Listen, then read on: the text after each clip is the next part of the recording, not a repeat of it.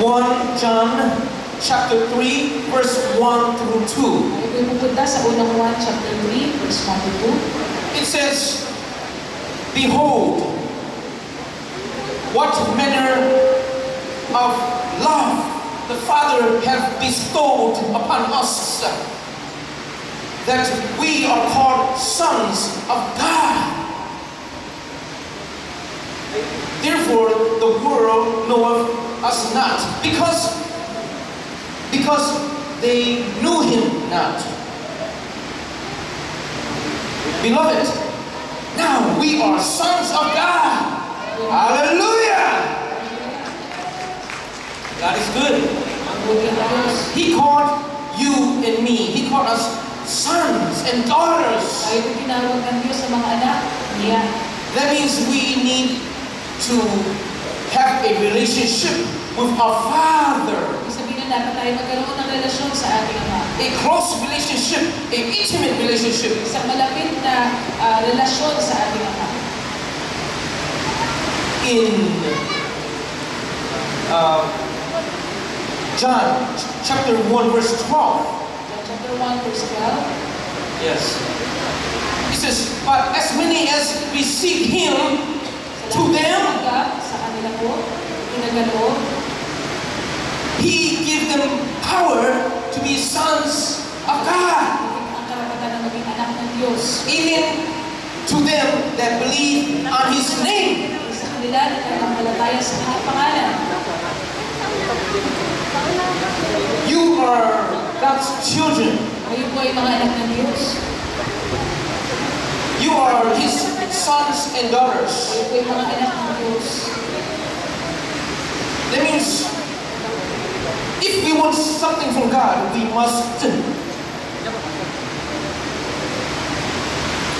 build a relationship with God.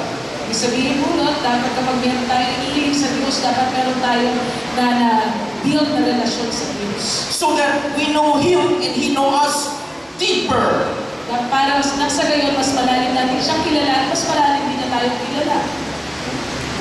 In Galatians chapter 3 verse 29. Galatians chapter 3 verse 29. It says, if you belong to Jesus Christ, then you are Abraham's seed and heirs according to the promise. Hallelujah! Sabihin tayo po ay mga tagapagmana. You are Abraham's seed. You are the sons and daughters of God. Kayo po ay mga anak ng Diyos. And everything that God has belongs to you. Kaya ano bang meron sa Diyos ay sa inyo din po. Your Father is big. Ang iyong amang Diyos ay malaki. But how do you get everything for Him? Pero paano niyo po makuha yung lahat ng bagay na nasa sa Kanya? Our purpose is to know Him. Ang ating pong layunin ay makilala siya.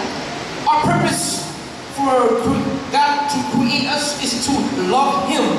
Tayo po ay kinreate o ginawa ng Diyos upang tayo magmahal sa Kanya. Love Him with all our hearts, Mahalin siya ng buo na all our souls, all our mind, all our energy, our might. lahat ng ating pong lakas.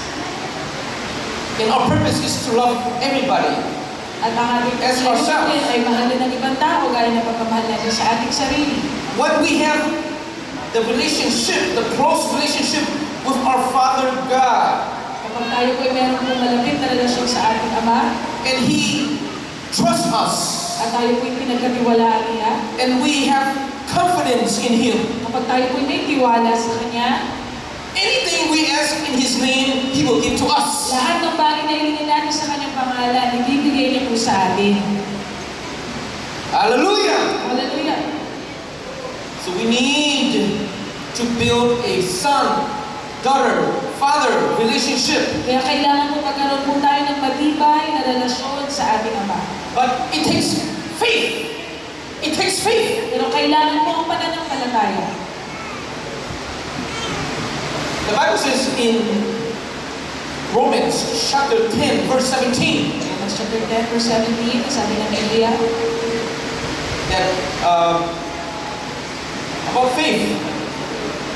But faith comes by hearing. Hearing by the Word of God. Pananampalataya sa pamamagitan ng makikinig at makikinig ng salita ng Diyos. So that means we need to read the Bible. Ibig sabihin, kailangan We need to read the Word of God. Kailangan basahin natin ang salita ng Diyos.